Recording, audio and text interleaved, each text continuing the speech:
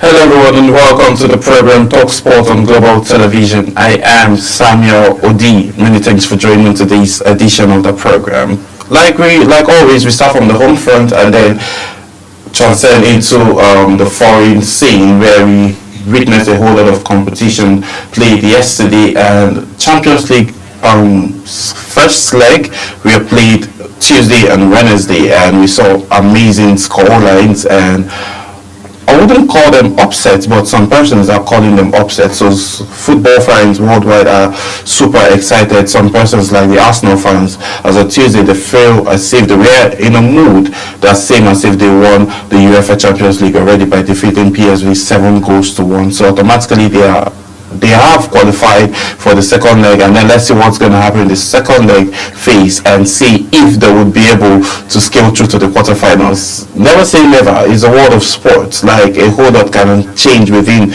a tweak of an eye, but people have argued that, sport fans have argued that there is no how PSV will be able to come back from that 7-1 defeat and then get through to the quarterfinals. But in my own case, I say never say never. So we'll look at all of those conversations, but we'll major more on what played out yesterday between PSG and Liverpool, and also what played out between Barcelona and Benfica. And we're talking about Harry Kane. Maybe he's coming close to achieving his dream of winning a UEFA Champions League title with Bayern Munich. Well, we'll be having all of these conversations as the show tends to unfold. But before we get right into all of these conversations, we'll be going on a quick break, and then when we return back, Talk Sports continues.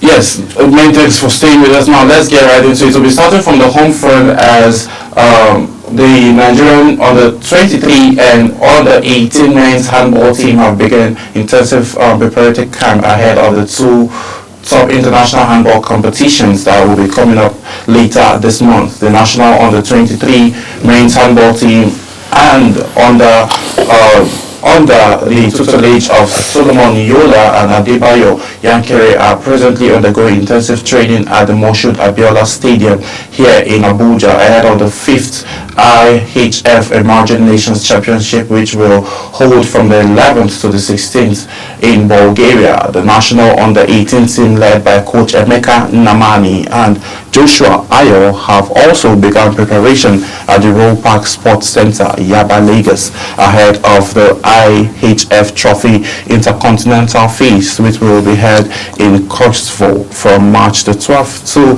the 16th, 2025. The Nigerian under 18 handball team is the sole representative of Africa following their 38-20 victory over Guinea to be crowned champions of the continental phase in Addis Ababa, Ethiopia. This was recorded in November 2024. They have been consistently ranked as one of the top teams of the IHF Men's Trophy in the youth category, with second place finish in Preston Christoph in 2019 and finishing third in San Jose, Costa Rica in the year 2023. So looking at this now, we've seen the under 18 and then the under 23 team performing awesomely well and getting themselves ready. But under concern now is from handball fans and sport fans. They said preparation is very, very key, but the handball team did not resume camp early. Now we're just a few days away from this competition, and preparation has not properly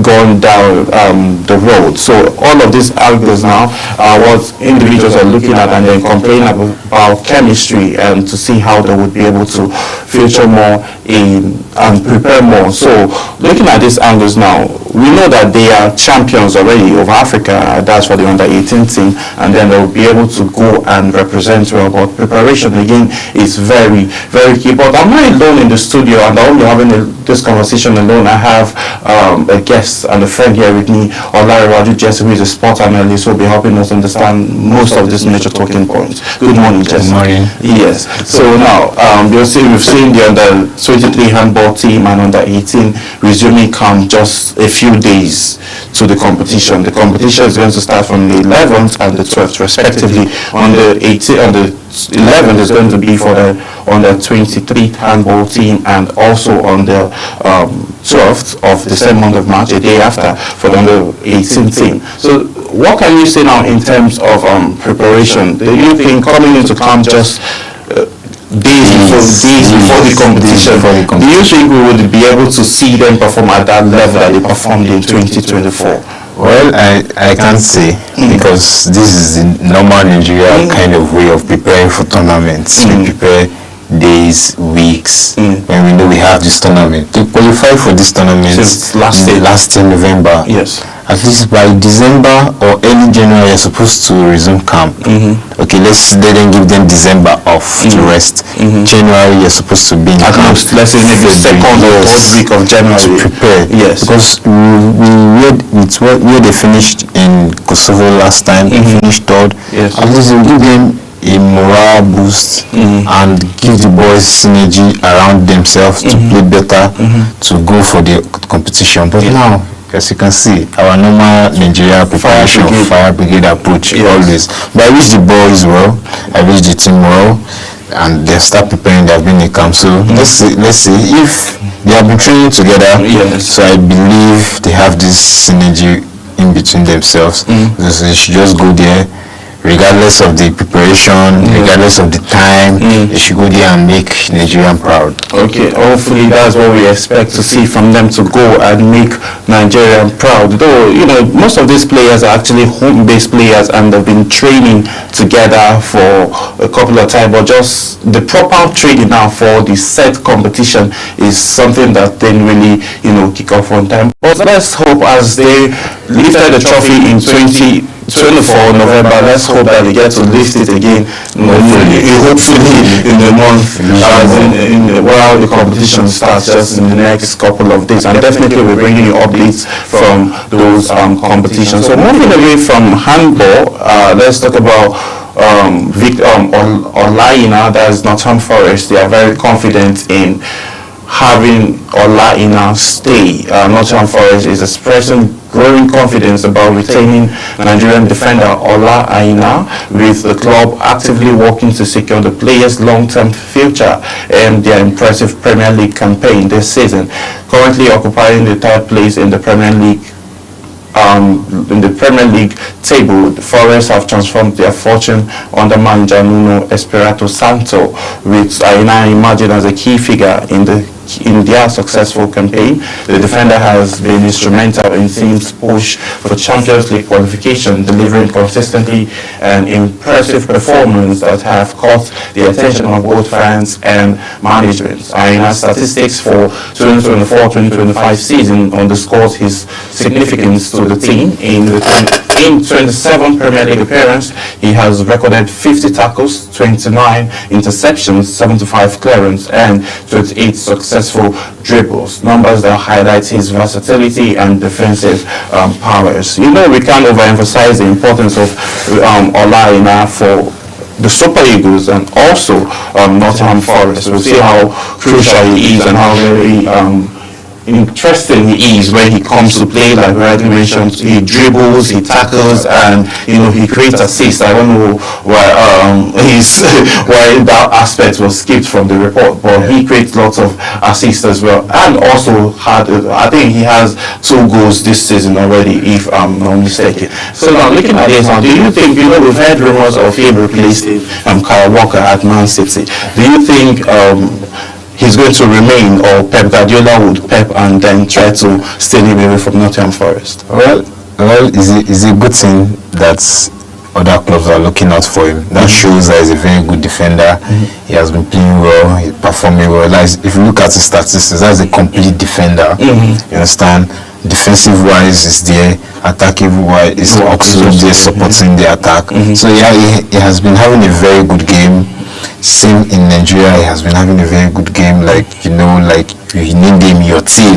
Yes. You understand? So I understand. But looking at where Nottingham Forest are now, at the level they are third currently, and the league is still open. Very, very I open. believe that also we determine if he's going to stay or he's going to go for a new challenge. If Nottingham Forest qualify for the Champions League, is a good one. He could stay. That's why they are trying to give him to renew his contract now, to tie him down. It's a good thing if clubs like Man City, bigger clubs are looking out for you. That shows you're a very good defender. That shows you're putting in work. So it's a good thing if he can move on. Yes. If he feels to stay in Nottingham Forest, it's still a good thing for him. Well, Nottingham Forest are actually very revolving right now, and then they are actually playing so well. Now, looking at the current statistics now, and then the Premier League log, they are sitting at number 3rd position with 48 points, and then Man City is tailing them with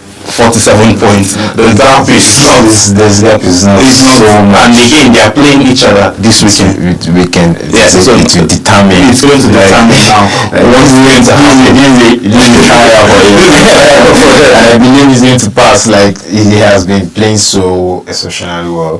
So this game now coming up the weekend is going to justify, because he will want to prove a point. The top 4 is still open. Yes, it's still open. Everybody, if you check the points difference between, it's not much. It's not much. You know, Nottingham Forest topping with 48 in the 3rd position.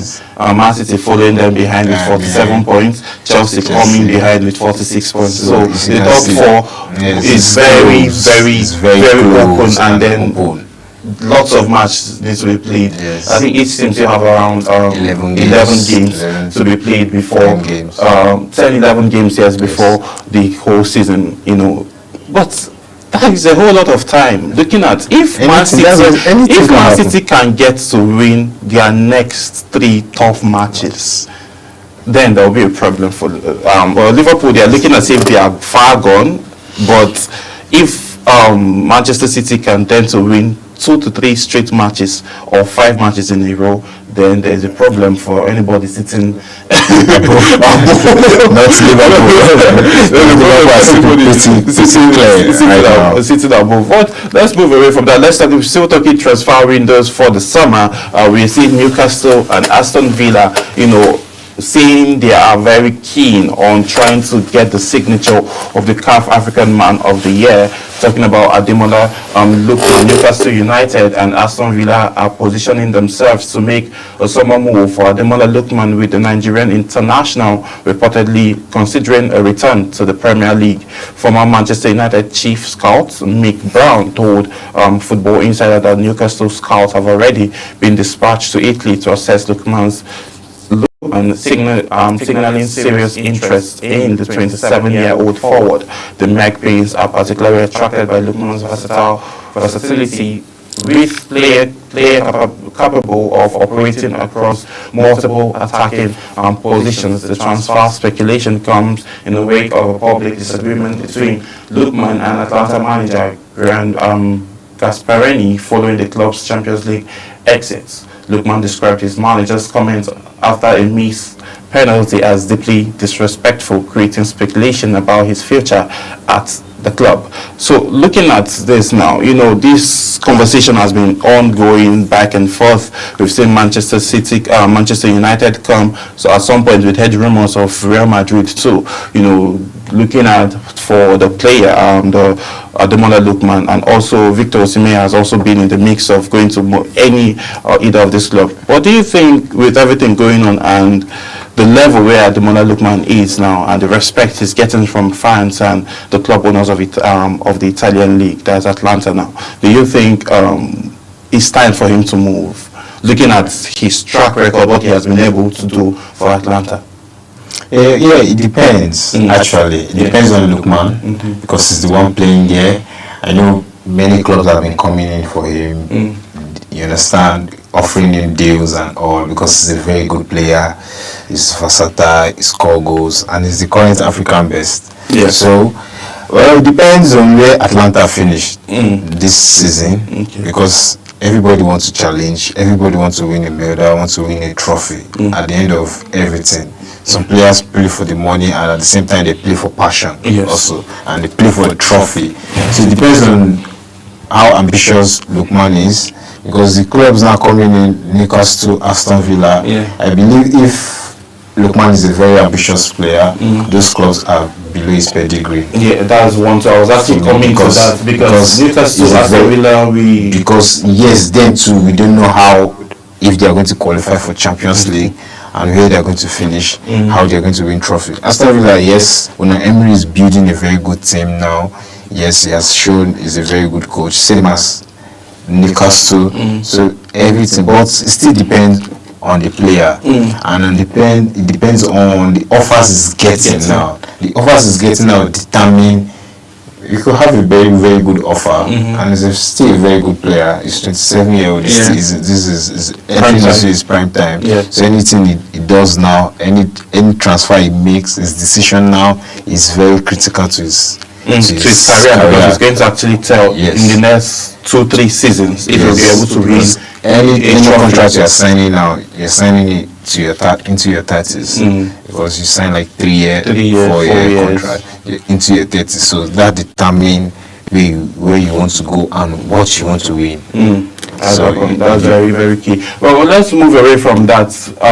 Definitely, you would definitely want to make a very good business decision for himself at the end of the day. Aside playing for the money, you definitely want to have records, because at the end of the day, that's what you fall back to and look at. And like, when I was in XYZ club, I was able to achieve this. Now, let's talk World Cup a bit. Let's talk qualifiers. You know, the Super Eagles will be playing Rwanda and Zimbabwe in the next couple of weeks, and the list for players. Okay, let's just talk about the major person that was introduced to the team that was called back. Talking about Ahmed Musa, are you surprised that Ahmed Musa got called back to the Super Eagles? I'm not surprised, because I feel that we want to encourage a home-based player, and now he's playing with Kano Pillars, so they feel okay. We want to bring him in. But with due respect to Ahmed Musa, with due respect to him, I believe at this I believe he should sit out of this, because we have a lot of players, a lot of attacking players who are still trying to integrate into the system of Nigeria. So now we need a pattern. We need this crop of player, not mostly young player, but determined player, because Ekong has been shown that he's a leader, despite his age or anything. He's been shown he's a good leader. So it depends on what you are bringing into the team.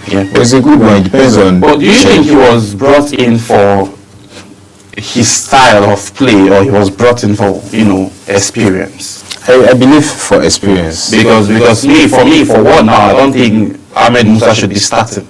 Yes, I don't think he should be in the first. No disrespect to him. He's a great guy. He's a great player. He's a good captain. Yes, that was very well. So no disrespect to him. But what we're trying to say now, we have very good attacking players play that position. Moses Simon, Lookman, Chukwueze. Look at all those players and put Ahmed Musa current form and put to the side by side. You understand? Yes. So those players are giving more. People may argue because where they are playing, the tournament they are playing, the leagues they are playing, but still, Ahmed Musa have performed well. You have served the country well. I feel this is a good time to open doors for younger players. Let them settle in, so everybody will find the fitting. We have to, because we are growing, and as a country, players will go, players will play and go, just like a barrack. Since it stands. So we need the team to be well structured, not regardless the name or how you have served, or you just need a good team. They called this guy from Belgium, they called the striker from. I'm looking at a lot of players. Paul Onacho also got a call up. Or even because some this is professionalists from Nigeria who also got call up from the home, like from the Nigerian Professional Football League, based on like 4 to 5 players. Yes, from the local leagues. Based on the tour that he has been taking since he got back, These are the games they have watched, and then players he has pinpointed. Yes. He has been able to like call a few forwards to come and also a lot of forwards. A whole lot of forwards. Attacking mindset. A whole lot of forwards. So, and we don't need a whole lot of forwards. We just need the one that are performing, the one that is going to score. Because at the end of it, you just have 3 forwards starting. At the end of the day. And you have maybe like 3 coming in. You need like a 6 good forward. Depends on what you are playing. Depends on the pattern. I don't know the pattern Eric Chelle is bringing in or his formation and all. Yeah. But it's a good thing to show that Nigeria, we have a very good crop of players all over the world. They are playing well. You see, there's dilemma for the coach. He don't know who to leave out and who not, because everybody are performing well. So this is a good thing for the country. But all still depends on the coach and the technical crew to know the players we need. Because Rwanda is a must-win game. Same with Zimbabwe. Yes, Rwanda is. You need to win Rwanda before we can go and play Zimbabwe. Yeah, you know the outcome of Rwanda game will boost our morale for Zimbabwe. For the Zimbabwe game. It should be happening in the Gospel of Pabio. Yes, so we need to go and win in Rwanda. We need not draw. We need to win. Get the 3 points, and if possible, get the goals, because we don't know how it's going to buzz down. We end up needing goals. So it's a good thing for these players. It's not just the list. It's these players to know that we are here to come and play football. We need to qualify. It's not about, okay, we are coming back to Nigeria. It's not like we are coming to rest or chill. No, they should take that this is a must-win game, because Nigerians, we are all over. People know us for our progress. People know us how we love football. We have this. So in all these major tournaments, we have to be in all these major tournaments. We have to be performing and be playing in this major tournament. So it's a good one that we have, and we pray they are all fit. I think till then. Yeah, they are all here till then. Yes, till then. They have like a week. Anything could happen. So I'm not praying anybody should get injured, because we need all our players. True. Well, not just needing them, but needing them in good form. Frame of mind too. FIFA announced $1 million prize money for the team that will emerge winner for the World Club Cup. This is a milestone, and then we're seeing a whole lot of teams that are very, very interested in, getting to win the trophy, so as they'll be the first to like clinch this massive amount of money. And also FIFA also announced that the FIFA 2026 World Cup final that will be played in New Jersey will be played and then it's also going to have a show like the Super Bowl show, where you would have halftime shows and all of that. So I think World Cup is going to be very, very interesting this time around, and at least a whole lot of persons will. People are always glued to watch World Cup finals, so but now this is actually more interested to see. It depends on the artists they are bringing in and the people they are bringing in. So. That's true. It's actually going to be, maybe they might just have artists from all over the world cook up something that they'll just come and just like the a team song. Yeah, like a team song, stuff like that. Let's see how that pans out. It's definitely going to be interesting. Just like this past Super Bowl, they had Kendrick Lamar. On the TV. It was all over. It was all over. Kendrick Lamar performing. It was all over than the main Super Bowl. If you ask some people who won it, they don't know. They really don't know. But they knew Kendrick performed the Super Bowl. Yes, but the Eagles won it. So just in case you don't know, the Eagles won the Super Bowl 2023-2024 season. Yes, the Eagles won that, and then we have our Nigerian brother. Yeah, we have our Nigerian brother who actually came home and then visited President Bola Ahmed Tinubu here in the Federal Capital Territory. So kudos to him and congratulations to him. Now let's talk. Let's get back to football and then talk more about the incident that played out yesterday, where Lyon coach Foncia got banned until November 2025 after he had a clash with the referee. The French League Disciplinary Committee banned new Lyon coach Paulo Foncia until November after an angry altercation with a referee. Former AC Milan coach has paid a heavy price after seeing red card during his side's 2-1 win over Brest in League One this happened on Sunday, and then definitely so much were not done, but investigations went through, and then this was the result. He got banned for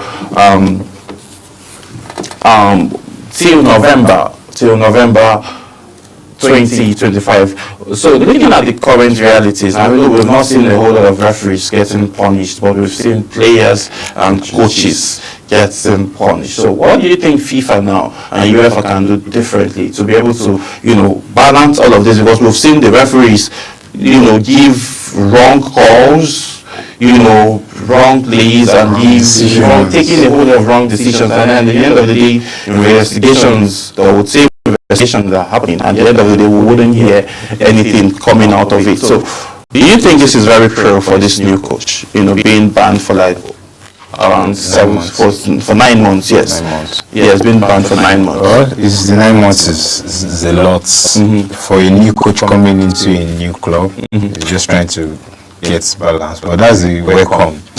Yes, that's a welcome. Like Italian league is different from a French league. Yes. You understand? So after the confrontation with the referee, he could not get his emotion in check. His emotion affected him.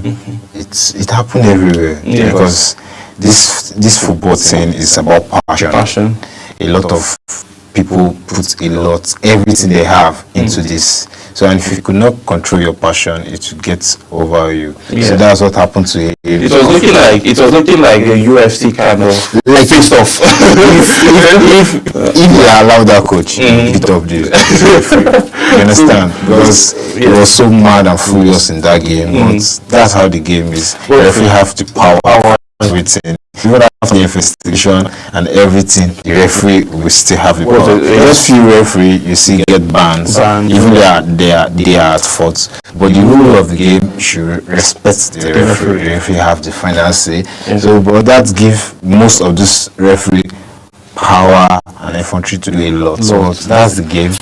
Should respect the rules and the regulation of the game. Yeah, so at the end of the day now, we don't know what the future holds for him now as it stands, because we don't know what Lyon would want to do, if they want to keep him for the next 9 months without going to work, or maybe he will just be training and giving them styles of play behind the scene and then not coming up to play, and then maybe control the game on the sidelines. This is big. I believe they are still going to appeal. At least they should appeal. There should be an appeal. They should reduce the ban, because 9 months is a whole lot. Because the season is going to end, the won't start before. With the ban, it can't be in the stands.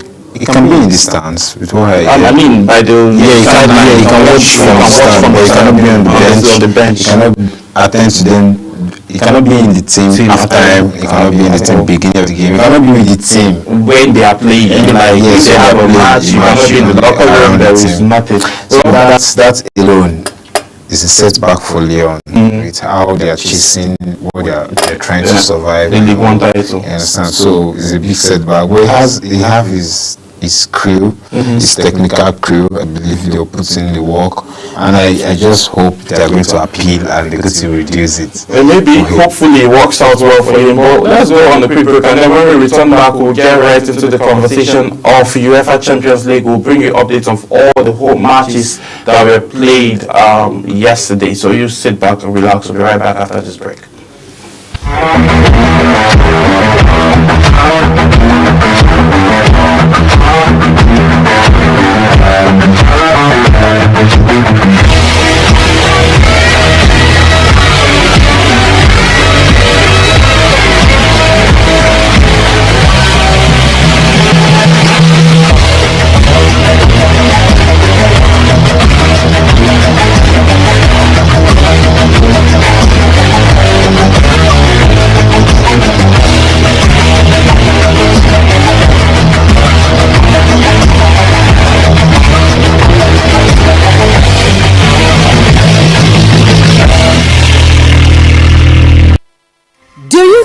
That global television can be watched in Nigeria and all over the world. Download the Global TV Nigerian mobile app for Android and iOS devices to watch global television real-time from around the world. What are you waiting for? Start downloading and stay connected to global television.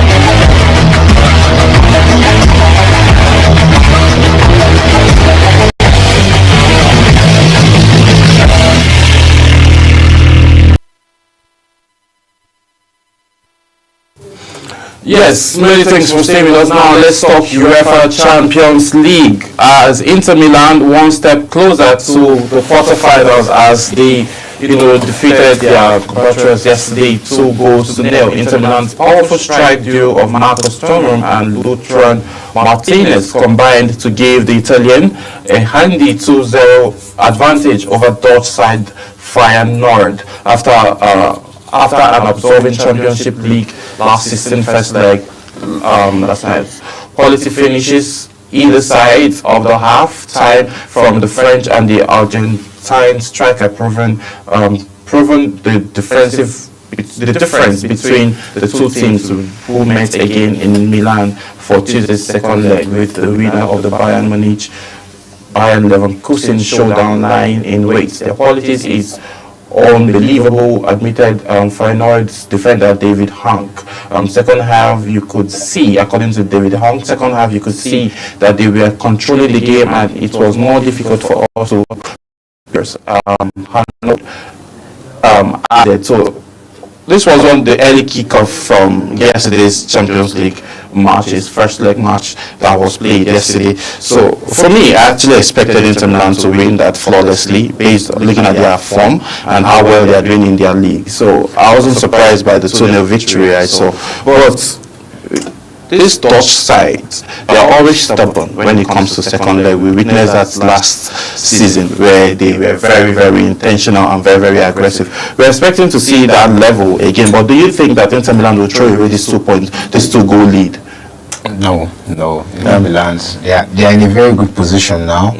Winning 2-0 away from home is a very good position for them going into the second leg of the game. Inter Milan, they have been very good, as you know, the attack of Lautaro Martinez, Thuram, especially where the team as a whole is a very good team. The setup very good.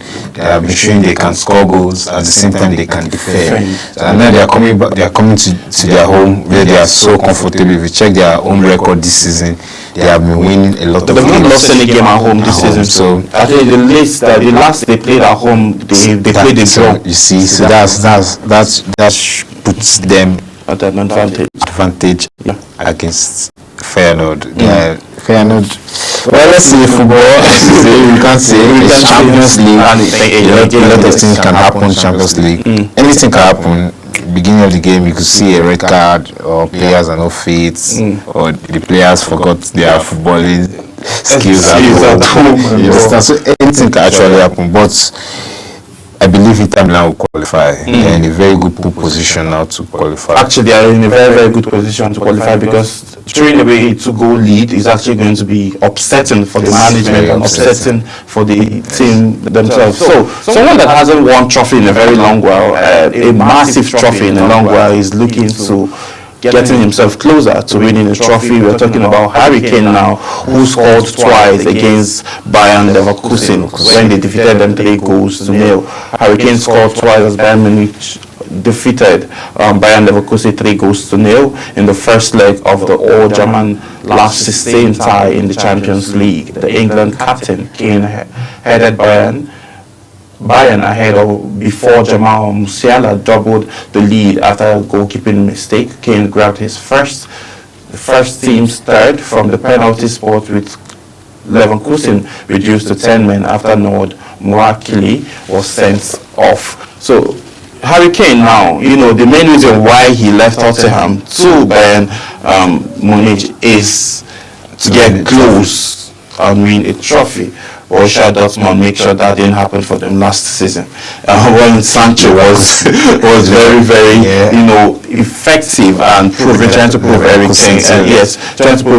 Ten Hag wrong by telling him that he's not being a lazy player. He's not just happy with him being disrespected. So we saw how Sancho was very effective for Dortmund last season, but we're not seeing that same level of performance currently with Chelsea. But talking about Kane now, looking at where they are in the Bundesliga and also their current form for the Champions League, there's something I've noticed. Like their forms for Champions Leagues are usually different from that of the normal league that they play. Looking at Harry Kane now, do you think this squad is going to help him win the trophy? Well, it's a good one for him. that is in Bayern Munich now. Yes. It's no more in Tottenham Hotspur because in Bayern Munich there's hope that you're going to win a trophy. Last season, Alonso and Bayer Leverkusen deprived them when they have a very good unbeaten season, very good record. Nobody, Bayern Munich could not stop that. They could not win. But this season they have been doing well. In the league too, they're doing very well. How do you think Company is doing as a head coach? As a coach, Company, yes. How do you think he's doing well because he have a very good team. Okay. They have a very good team, and sometimes it's more than your team. It's your own idea of football, what you have in you, your pattern of play have to show. There are coaches that have a very good team, they could not win anything with those teams. But it shows that he can be a very good coach. Coming from Burnley, in championship, relegation, getting this job, it's a very fantastic thing for him, and it's proving that he can do. In Champions League, let's see, because Champions League I believe Champions League is more difficult for them to win compared to the Bundesliga. Bundesliga is still open, they can win. For Champions League with the runs of game, well, this is a very good one for them now. They won Leverkusen. Leverkusen deprived them of trophy. Yes, last season deprived them of like 2 trophies. It's a normal trophy that you know Bayern normally use, they win. This is their trophy because like they are in the past 10-15 years they have been the best team in Germany. They show that in Europe too they have been performing well. But this is Champions League. I wish Kane all the best, but I don't think Bayern Munich can win the Champions League. But if they want to win, they have to do more. They have to show how much they want it. Well, from where he's looking now, they are taking off their revenge on Bayer Leverkusen for what they did to them last season. And what happened just this past weekend? They drew 1-1 draw this past weekend. This is Europe. This is Champions League. It's a different ball game. Is this seems to call the Champions League the big boys table?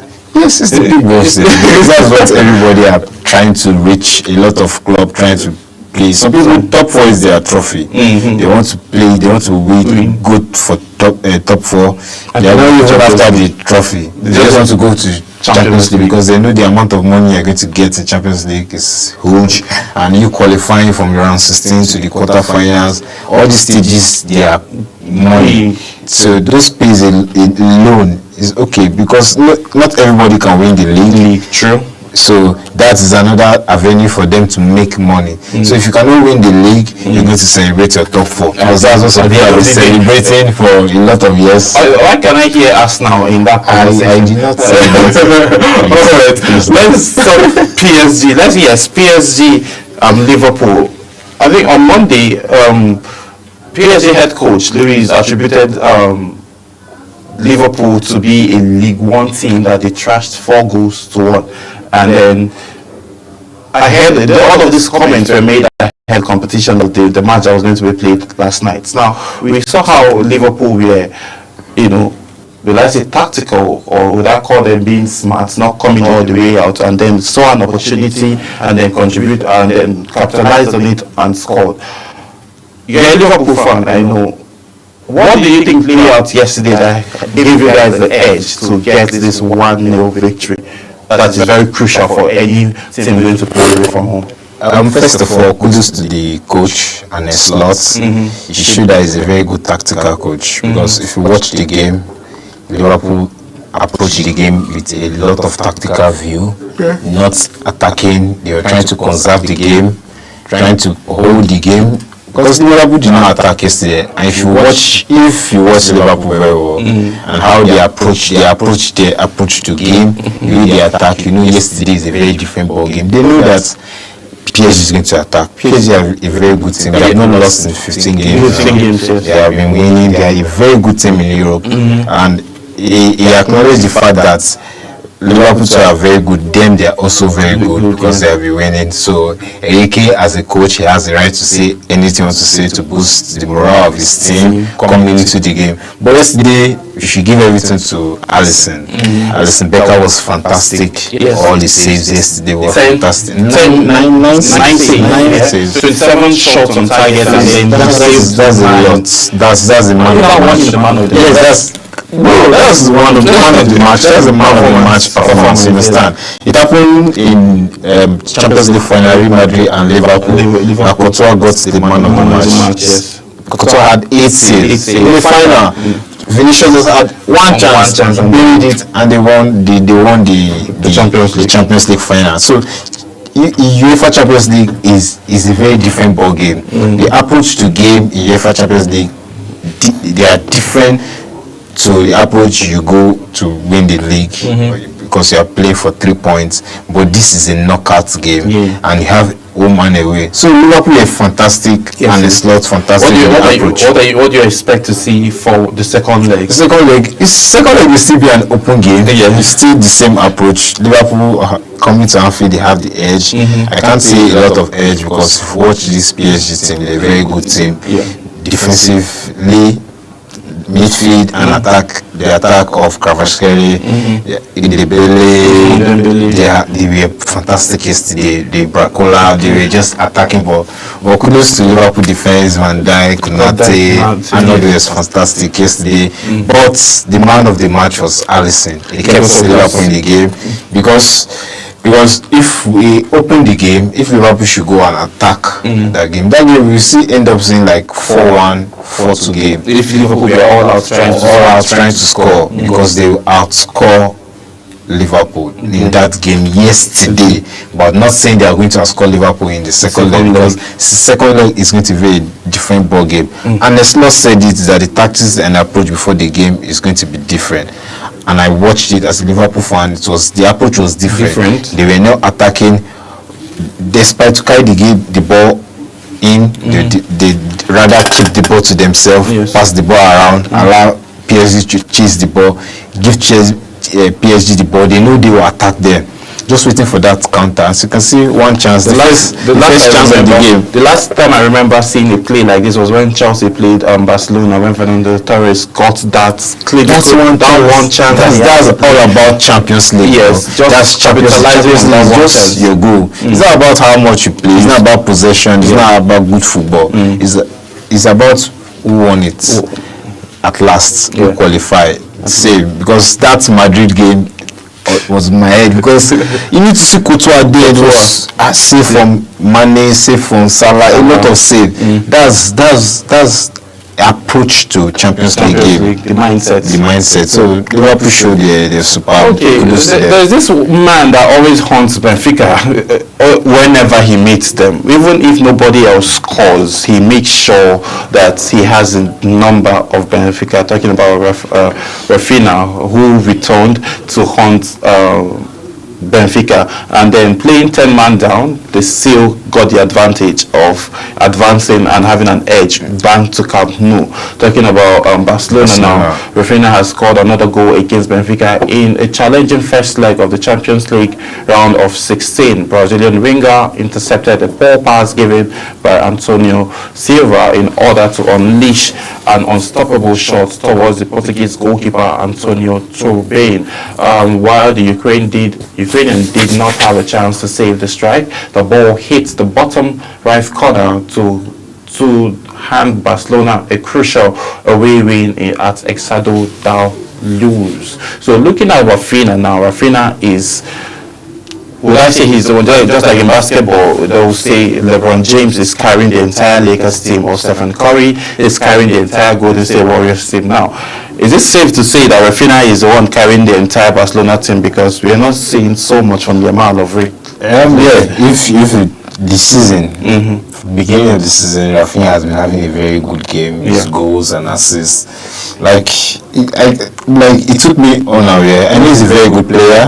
He has his talent and potential, but him coming into Barcelona, he came in, he's settling well, scoring goals, assisting. Like always, the one thing, he's not captain. No, you understand? So that shows like what's bringing into the team. And as you watched yesterday, Barcelona just needed that goal, and the show, and was there to turn up to score the goal for them. Because them losing that game or drawing that game, let me not say it's going to give them a setback, because they are coming into Camp Nou, and you know how Barcelona are in Camp Nou. Camp Nou, they always give their all, they always score. But this put them in a very good position going into the second leg of the game, a very good position. Kudos to Rafinha and the team, holding down from the first half, being down with with a man, playing through 10 man all through, and kudos to Szczesny too. Szczesny was so fantastic. That's the keeper. Yeah, it was fantastic yesterday. He had 8 saves yesterday too. Goalkeepers were very amazing. Goalkeepers had their night yesterday. Yes. That's team effort. That shows that this is a team football. Football is not about the attackers. It's not about the midfielders alone. Everybody have a say. Everybody have a role to play. And once you are called upon, show. And that's what Szczesny did yesterday. A lot of saves. Benfica could have won the game. You understand? They did not allow them to get into the game. That's Szczesny. Same as Alisson Becker too. Yeah. That's how to win the game. The goalkeepers just found a way to stop the attackers from getting into rhythm. Yes, and a lot of blocks happen. So that shows how to win the game. Yeah. And that's the Champions League spirit we usually talk about. Yes. It's not about playing good football. Just go about rugged football, go for your goal and a win. Well, thank you so much, Ola Jesse, for taking our time to join us on today's edition of Talk Sport, and super interesting analysis and points proven, or points noted out by Ola, and it shows that in the second leg is actually going to be very, very more interesting. Because looking at Arsenal now, some persons have said Arsenal have made it through to the quarterfinals. Well, let's see what happens. Real Madrid too will be going against Atlético Madrid away from home, though they have advantage. Now we see Barcelona having advantage, Bayern Munich also having an advantage going into the second leg, Inter Milan having an advantage going into the second leg, Liverpool having an advantage going into the second leg. So the matches that I'll be looking out for, I personally would be Liverpool, PSG, and then Atlético Madrid and Real Madrid. These are the matches that I'll be anything can happen in that match. Yes, and then this weekend also is power packed with a whole lot of Premier League matches that will be played. Hopefully we get to get you all of those updates as in real time as it unfolds. Thank you so much again, Olaiwa. Pleasure to be here again to talk sports. Yes, and many thanks to the entire production team for making this production seamless. My name is Tamia Odi. I'll see you again as we talk more sports. Bye for now. Bye.